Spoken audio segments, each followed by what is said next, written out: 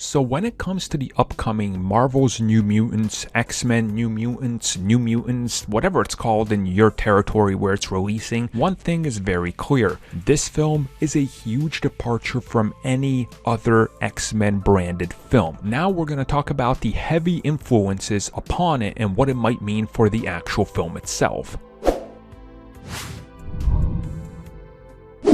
You know, honestly, I don't think anybody can watch that New Mutants trailer, any of them, or anything really to it, and be like, you know what, this really fits into that superheroes in tights type of feel that the X-Men have. Honestly, I'm hard-pressed to believe that if you were to ask somebody what this film is, and ask them if they think it's set in the X-Men universe, they probably would not know if they did not have the title New Mutants, or they didn't just know it was because of other people. It's really a distinct property.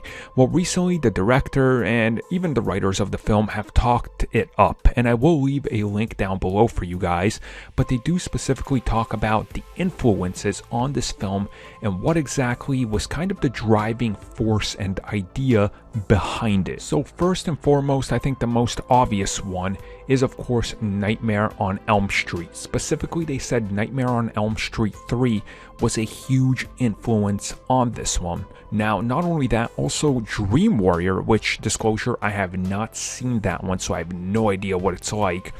But when it comes to Nightmare on Elm Street, I think, you know, that one makes 100% sense.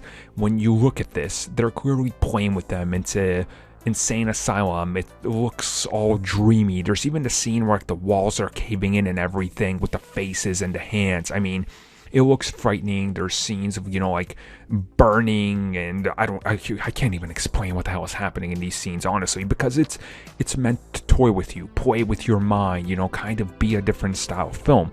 And if you go back through history, if you look at the Nightmare on Elm Street films, that's what they've always been. They've been different. They've been a different type of breed of horror film, which is why they lasted so long, why they keep trying to bring them back.